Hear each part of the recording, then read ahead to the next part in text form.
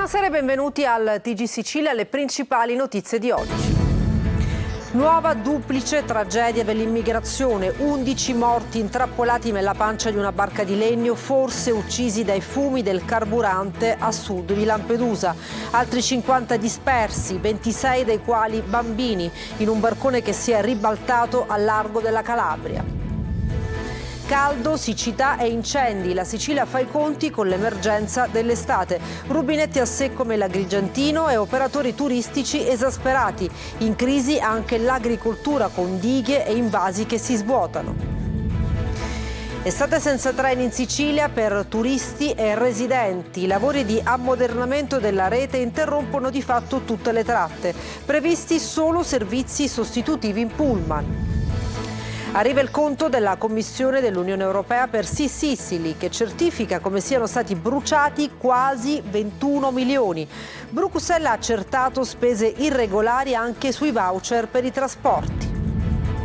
È il giorno dei nuovi manager della sanità in Sicilia. Quasi tutti i commissari straordinari diventano direttori generali e dovranno abbattere le liste d'attesa entro un anno, pena il licenziamento.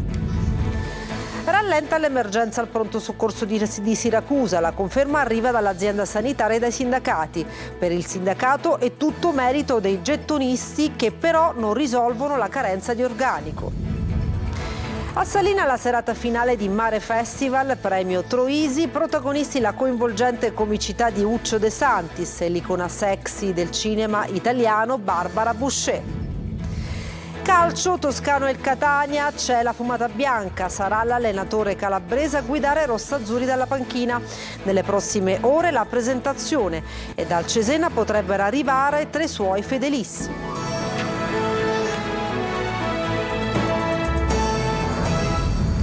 Migranti, nuova tragedia, 11 morti e 51 salvati. L'equipaggio della ONG tedesca ha dovuto usare un'ascia per rompere lo scavo della barca in legno ed estrarre i cadaveri. Marco Gullà. Ancora morti in mare. A circa 120 miglia a largo della Calabria, la Guardia Costiera ha soccorso 11 persone e recuperato un cadavere. Secondo indiscrezioni, almeno 64 persone sarebbero scomparse fra le onde. L'altra tragedia vicino Lampedusa. Il barcone soccorso a largo dell'isola delle Pelagie è diventato una trappola mortale. 11 morti fra i 61 migranti soccorsi dal velerio Nadir della ONG tedesca Rescip. I cadaveri erano stipati dentro lo scafo, invaso dall'acqua. Per recuperarli l'equipaggio della ONG tedesca ha rotto con un'ascia le assi del ponte inferiore, poi la tragica scoperta. I sopravvissuti, in tutto 54, sono stati fatti sbarcare al molo Favaloro di Lampedusa, dove arriveranno anche le salme. 2 invece i feriti che sono stati già trasportati al poliambulatorio. I nostri pensieri sono con le vittime, le persone in lutto. Siamo arrabbiati e tristi. La fortezza Europa uccide, è l'accusa dell'ONG tedesca sulla nuova tragedia del Mediterraneo. Appena lo scorso 8 giugno la Guardia Costiera aveva trasbordato dalla nave ONG Geo Barents di Medici Senza Frontiere altri 11 cadaveri recuperati in acque sarlibiche. Se i dati degli ultimi 2 naufragi fossero confermati, nel 2024 il numero dei morti e dispersi nel Mediterraneo centrale salirebbe a oltre 800, una media di quasi 5 morti e dispersi al giorno dall'inizio dell'anno. È drammatica la situazione idrica in Sicilia, le prese con siccità e crescenti razionamenti d'acqua. Lo scrive l'ANBI, l'Osservatorio Nazionale delle Bonifiche e Irrigazioni. Emblematica è la situazione sull'Etna, che da un anno ha visto mancare 1145 millilitri di pioggia. Tonino De Mano. In una Sicilia già assetata e su cui incombe lo spettro di Minosse, non il personaggio mitologico, ma la prima vera ondata di caldo, si acuisce l'emergenza siccità con gli invasi sempre più vuoti e le campagne sempre più arse. Per la penuria di precipitazioni sono a rischio non solo le produzioni di grano, pesche ed ortaggi, ma anche uva da tavola e fichi d'India, con i primi segnali di sofferenza che arrivano da Sancono. La carenza d'acqua rischia di avere conseguenze sulla dimensione del frutto e quindi sulla sua pezzatura. Il clima torrido sta per mandare in tilt anche l'uva, con perdite stimate del 30%. Intere zone della Sicilia, specie nel Palermitano e nell'Agrigentino, stanno pagando già un prezzo pesante e a risentirne non è soltanto l'agricoltura, rubinetti a secco nelle abitazioni private e non va meglio per il comparto turistico e sono esasperati gli operatori del settore. Con qualche difficoltà sicuramente riusciamo in qualche modo a non far percepire ai nostri clienti quello che sono le difficoltà di fare impresa in una terra anche un po' maledetta come la nostra. Ci troviamo in forte imbarazzo perché cosa possiamo dire? Non possiamo garantire noi per AICA, noi per il comune di Agrigento. E come ogni estate si ripropone l'emergenza incendi con le alte temperature e i terreni incolti che favoriscono pericolosi inneschi. L'ennesimo grido d'allarme arriva dai vigili del fuoco che da tempo sollecitano rinforzi ed attenzioni. Allo stato attuale non sono state aggiunte le squadre boschive né regionali né provinciali, così come era stato promesso, dovevano partire il 15 giugno, ancora non si sa nulla. Oltre a questo mancheranno altre 1200 unità perché il 24 giugno partirà un corso a caposquadra. L'anticiclone africano sta per irrompere sul Mediterraneo con temperature roventi che tra giovedì e venerdì potrebbero sfiorare addirittura i 40 gradi. Tutta colpa di Minosse, figura mitologica dell'inferno dantesco che porterà l'alito bollente del Sahara sulla Sicilia e su gran parte del sud Italia.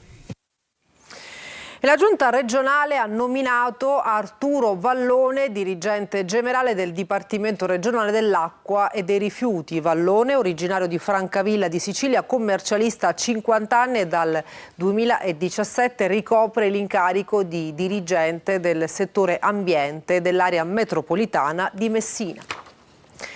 Estate senza treni in Sicilia per turisti e residenti. I lavori di ammodernamento della rete interrompono praticamente tutte le tratte. Previsti solo servizi sostitutivi in pullman. Luca Ciliberti. Sarà un'estate caldissima per i pendolari e i turisti che vogliono spostarsi in treno. A causa dei cantieri per la modernizzazione della rete resteranno invariate solo alcune tratte, tra queste la Palermo-Punta Raisi e la Messina-Siracusa. Per il resto tutto sarà affidato ai servizi sostitutivi con i pullman che dovranno percorrere strade anch'esse disseminate da cantieri, a cominciare proprio dall'autostrada A19 Catania-Palermo. Fino a settembre verranno sospesi 4 treni giornalieri diretti all'aeroporto di Palermo da Agrigento, inaugurati appena 6 mesi fa. Fino a settembre resterà chiusa la Catania-Gela nel tratto da San Michele e Caltagirone. Anche a Ragusa stazione chiusa, fruibili solo i bus, senza treni Caltanissetta per la chiusura del tratto verso Agrigento, verso Catania, che durerà fino al 7 settembre, e fino al 15 settembre resterà chiusa la Palermo-Trapani via Castelvetrano, nei 116 km da Alcamo a Trapani, per lavori di potenziamento. I collegamenti tra i due aeroporti di Palermo e Trapani saranno garantiti anche qui solo dai pullman. Per i turisti che arrivano in Sicilia per l'estate 2024 si presenta una regione con molte tratte ferroviarie chiuse per lavori di ammodernamento e sostituiti con autobus. Questi per la tratta Siracusa-Ragusa-Gela-Caltanissetta, l'Agrigento-Palermo, la Palermo-Trapani. Benvengano i lavori di ammodernamento, speriamo quanto prima di vedere gli effetti positivi anche in vista di Agrigento, capitale della cultura. Intanto in Sicilia arrivano anche i soldi del Fondo Sviluppo Coesione promessi da Giorgia Meloni poche settimane fa a Palermo. Si tratta di quasi 7 miliardi di euro destinati a 580 interventi su tutta l'isola. Serviranno soprattutto per infrastrutture, strade secondarie e interventi per il dissesto idrogeologico. Nella ripartizione l'area metropolitana di Catania ha ottenuto oltre 1 miliardo di euro, risorse simili a quelle richieste e ottenute da Palermo. Tra le città metropolitane Messina è quella che lamenta un trattamento iniquo, avendo ricevuto solo, si fa per dire, $500 miliardi di euro, la metà di quanto arrivato a Catania e a Palermo. Parliamo dello scandalo Sea Sicily. La Commissione UE ha chiuso i conti, bruciati quasi 21 milioni. Francesco Triolo. C'erano i buoni per voli, traghetti agli scafi anche per strutture ricettive, oltre ai voucher per i tour operator e le attività promozionali. Arriva il conto della Commissione dell'Unione Europea per Sea Sicily, che certifica come siano stati bruciati quasi 21 milioni. Il conto lo fa Mario Barresi sulla Sicilia con un accurato esercizio di analisi di quello che è stato definito il buco del turismo siciliano. Bruxelles ha accertato spese irregolari anche sui voucher per i trasporti, ora il taglio ammonta a 10.900.000 euro. In parte la Regione li ha già restituiti all'Unione, l'ultima tranche di 6.700.000 euro è tornata indietro lo scorso 24 aprile dopo i precedenti rimborsi, in tutto oltre 3 milioni e mezzo del febbraio scorso e del dicembre 2023. Ma ci sono anche 9 milioni e mezzo di spesi non certificati e ora senza copertura. Un danno di 21 milioni di euro che abbiamo sempre denunciato e sulla quale oggi la Corte dei Conti sta lavorando affinché si faccia luce. Dispiace il silenzio del governo Schifani e del presidente Galbagno, che ancora oggi, seppur più volte compulsato con note ufficiali, non abbia mai convocato un'aula per fare un minimo di chiarezza su quello che è stato uno dei più grossi flop del governo Musumeci. Per la Regione tecnicamente un maxi debito fuori bilancio, come coprirlo è il nodo che deve affrontare il centrodestra. Potrebbe esserci una leggina proposta da Fratelli d'Italia inserita nella manovra da 200 milioni che sta per sbarcare all'Ars. La Guardia di Finanza sarebbe già stata negli uffici regionali ed avrebbe acquisito gli atti. Via libera la nomina dei manager della sanità siciliana. Quasi tutti i commissari straordinari diventano direttori generali e dovranno abbattere le liste d'attesa entro un anno, pena il licenziamento. Ma la Giunta fa un'eccezione e non nomina il vertice dell'ASP di Catania, Maglio Viola. È il giorno dei nuovi manager della sanità in Sicilia, o meglio della trasformazione in direttori generali, dunque manager, dei commissari di ASP e ospedali dell'isola, nominati circa 6 mesi fa, ma mai contrattualizzati e insediati proprio e soltanto come commissari. Così come era stato deciso in un vertice di maggioranza riservato di 2 mesi e mezzo fa, le nomine sono arrivate soltanto dopo le elezioni a ridosso dell'estate. Tutti confermati alla guida di ASP e ospedali, o quasi, ad eccezione di Giuseppe Laganga Senzio dell'ASP di Catania. L'azienda viene provvisoriamente affidata al direttore sanitario Antonio Rapisarda in attesa di nomina. La Giunta ha anche approvato lo schema del nuovo contratto che sarà firmato nelle prossime 2 settimane dai manager. Da allora avranno 30 giorni per presentare un piano per il raggiungimento degli obiettivi fissati dal governo, a iniziare dall'abbattimento delle liste d'attesa, così come voluto dal governatore. Il contratto prevede un monitoraggio trimestrale dello stato di avanzamento e una verifica annuale. Nel caso in cui fra un anno le liste non siano state ancora abbattute, il manager inadempiente decadrà dal suo incarico automaticamente, anche se il contratto è triennale. Fra gli elementi di valutazione obbligatori anche il raggiungimento del 100% degli obiettivi di spesa del PNRR Sanità. Sul fronte politico la scelta di non procedere alla nomina del manager di Catania tiene aperto il fronte della trattativa anche sul rimpasto in giunta, che sarà legato alle richieste anche nei posti di sottogoverno, a cominciare proprio dalla sanità. Rallenta la fase emergenziale al pronto soccorso di Siracusa. La conferma arriva dall'ASP e dai sindacati. Per la FIALS Sicilia è tutto merito dei gettonisti, che però non risolvono le carenze di organico. Francesco Loi. I medici gettonisti come la manna caduta dal cielo. Con loro il pronto soccorso di Siracusa è tornato a respirare. A dirlo non è l'ASP ma i sindacati, gli stessi che mesi fa denunciavano l'emergenza. Abbiamo un organico di 20 medici più il primario e attualmente di ruolo a tempo determinato ce ne sono solo 6. I gettonisti con 500 ore a disposizione ci hanno consentito di normalizzare la situazione. Una grande boccata d'ossigeno per l'area più difficile dell'ospedale. Diversamente dal passato, oggi per i turni non è più necessario spostare medici da altri reparti. Non è che la situazione sia stabile, potrebbe anche volgere al peggio. Il problema è affrontare il problema dalla base. Nessuno vuole andare più al pronto soccorso. Che la situazione sia molto migliorata lo conferma anche la direzione dell'ASP. Rispetto alle 3 comunicazioni che facevamo settimanalmente su un sovraffollamento del pronto soccorso, adesso siamo arrivati a circa 3 al mese, quindi la situazione è nettamente migliorata. Nonostante tutto, però, dire che l'emergenza sia finita forse è un po' prematuro. Intanto si attende il nuovo pronto soccorso. Da quando è scoppiato il Covid è stato trasferito qui, dove prima c'era oncologia, ma questi locali sono troppo piccoli. A breve faremo anche il trasferimento del pronto soccorso presso i nuovi locali. Mentre c'è chi ritiene insufficiente un solo pronto soccorso per Siracusa e l'Interland, si aspetta una grande opera pubblica rimasta solo sulla carta, il nuovo ospedale. E c'è la convalida del fermo per il tunisino trentenne che a Vittoria ha sterminato la sua famiglia appiccando il fuoco all'abitazione. La madre e la figlia maggiore sono morte a poche ore l'una dall'altra. Il padre e la figlia minore di 19 anni sono ancora ricoverati in rianimazione. E la bambina accoltellata dal papà il 23 maggio a Cianciana, nell'Agrigentino, è stata dimessa dal reparto di rianimazione dell'ospedale di Cristina di Palermo e andrà in un centro di riabilitazione. La piccola è stata aggredita insieme al fratellino di 6 anni e alla mamma. E cambiamo argomento, sarà la Sicilia a offrire l'olio per la lampada che arde ad Assisi sulla tomba di San Francesco. Questa mattina alla conferenza stampa a Palazzo d'Orléans, il presidente Schifani, un grande momento per la nostra regione. Sentiamo.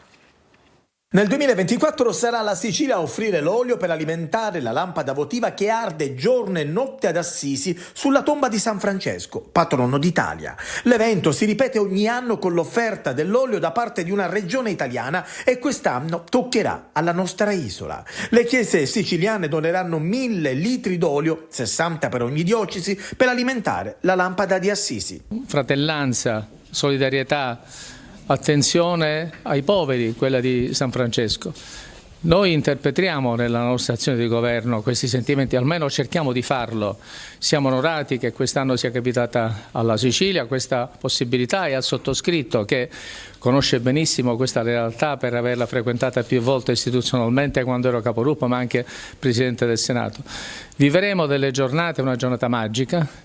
Vivremo una giornata in cui la Sicilia sarà protagonista, lo saranno tutti i siciliani. Un grande momento per la Sicilia in occasione della festa del 4 ottobre per San Francesco. La nostra isola è molto legata al patrono d'Italia. Davvero per noi è una gioia, anche perché il numero dei pellegrini che giungono ad Assisi ogni anno dalla Sicilia è un numero straordinario, importantissimo. La gioia è aumentata quando abbiamo saputo proprio che quest'anno per Palermo, i 400 anni dalla festa di Santa Rosalia, cade provvidenzialmente proprio nell'anno che in cui ritorna la Sicilia ad Assisi. Catania, un concerto evento per celebrare l'isola pedonale in piazza Federico II di Svevia. Sul palco, oltre al sindaco trantino, sono saliti artisti e comici che si sono esibiti in uno scenario da fiaba con il Castello Ursino che fa da sfondo. Tonino De Mano. In mattinata la passeggiata sopra il luogo del sindaco trantino, in serata il concerto evento con decine di artisti catanesi a celebrare l'isola pedonale in piazza Federico II di Svevia, liberata dalle auto e restituita alla città e ai tanti turisti che l'affollano. Un momento di condivisione promosso dall'amministrazione comunale che segna la nuova vita dell'area attorno al Castello Ursino. Sul palco la comicità di Gino Astorina, il gruppo dei Lautari, Rita Botto e Eleonora Bordonaro, l'orchestra dell'Istituto Angelo Musco e Mario Venuti, unica voce fuori dal coro con un post sui social in cui criticava non la pedonalizzazione ma la scelta del comune dell'area da chiudere al traffico. Note e suggestioni ai piedi del castello per una serata evento che i catanesi hanno mostrato di gradire. Per ammissione dello stesso Trantino sono previsti altri eventi musicali e culturali che renderanno ancora più vivace l'estate dei catanesi. Ultima serata del Mare Festival Premio Troisi, la coinvolgente comicità di Uccio De Santis ha travolto il pubblico di Salina, mentre la storia della vita di un'icona sexy del cinema italiano, Barbara Boucher, ha sorpreso la platea. La nostra inviata Eva Spampinato. Vi giuro, una mattina stavo là mio padre che mi aspettava: dove stai andando? A fare l'esame, vieni qua, sono tre volte che fai questo esame e che vieni bocciato. Se vieni bocciato questa volta non mi considerare più tuo padre.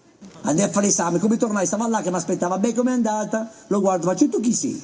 La simpatia di Uccio De Santis ha animato l'ultima serata del Premio Troisi qui a Salina, in una piazza di Malfa piena di gente. A nuoto sono arrivato e ce l'ho fatta. Il Mare Festival si conclude con un altro racconto straordinario che attraversa la storia di più nazioni, dall'Europa all'America, fino ad arrivare all'Italia, dove Barbara Boucher incontra i mostri sacri del cinema e diventa un'icona. Abbiamo saputo che lei ieri ha voluto andare proprio nel luogo simbolo del postino a Pollara per vedere il tramonto. E mi hanno fregato, non c'era. Perché il cielo era un po' velato? Molto, e allora devo tornare. Uccio De Santis è riuscito a creare un racconto cross-mediale della sua comicità che passa dalla TV ai social e diventa virale. Perché sono pillole, sono brevi, sono comiche, la gente ha voglia di sorridere e quindi hanno funzionato tantissimo. E sono condivise. Le condivisioni numero uno. Quando dici quante visualizzazioni, no, vediamo le condivisioni, perché ovviamente quando un video è condiviso c'è il successo del video. Vai al monastero e prendi il cappuccino. Sì, ma ho preso il cornetto e il caffè. Questo programma di barzellette sceneggiate, però inizialmente sono 24 anni che festeggiamo questo programma, l'uscita di questo programma che si chiama Mudù, che è un'espressione pugliese, come per dire mamma mia Mudù. In un'isola che da 13 anni celebra il cinema e il genio di Massimo Troisi, non esiste una sala cinematografica che possa servire tutte le olie. Sarebbe bello se c'era un cinema anche qua, cinema Massimo Troisi, perché no? Magari, lancia questa idea. E adesso ci fermiamo, tra poco lo sport.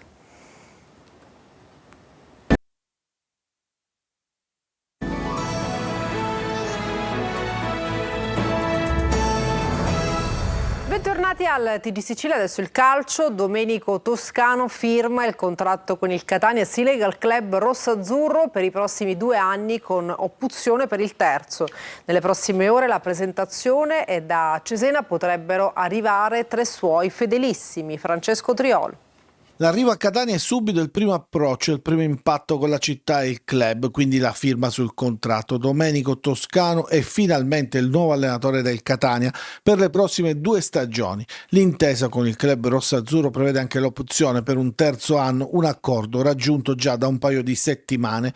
Toscano infatti ha dovuto attendere che fosse perfezionata la risoluzione del vincolo con il Cesena, condotto alla promozione in Serie B, prima di chiudere il suo matrimonio con il Catania. La presentazione è già in programma subito nelle prossime ore, probabilmente in concomitanza con lo sbarco a Catania del presidente Pelligra, il cui ritorno in Sicilia è slittato di alcuni giorni rispetto ai tempi previsti per ragioni di natura strettamente familiare. L'arrivo di Toscano suggella le ambizioni del Catania. Il tecnico calabrese infatti è uno specialista di promozioni alla C e alla B.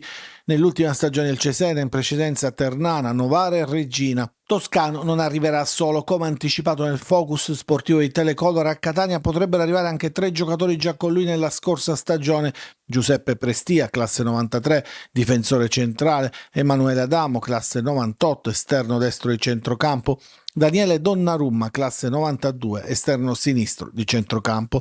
Il Catania sta cercando di chiudere anche per l'attaccante centrale Gabriele Artisico, classe 2002, nell'ultima stagione alla Virtus Francavilla. Per il mercato in uscita, Cosimo Chiricò potrebbe trasferirsi al Trapani.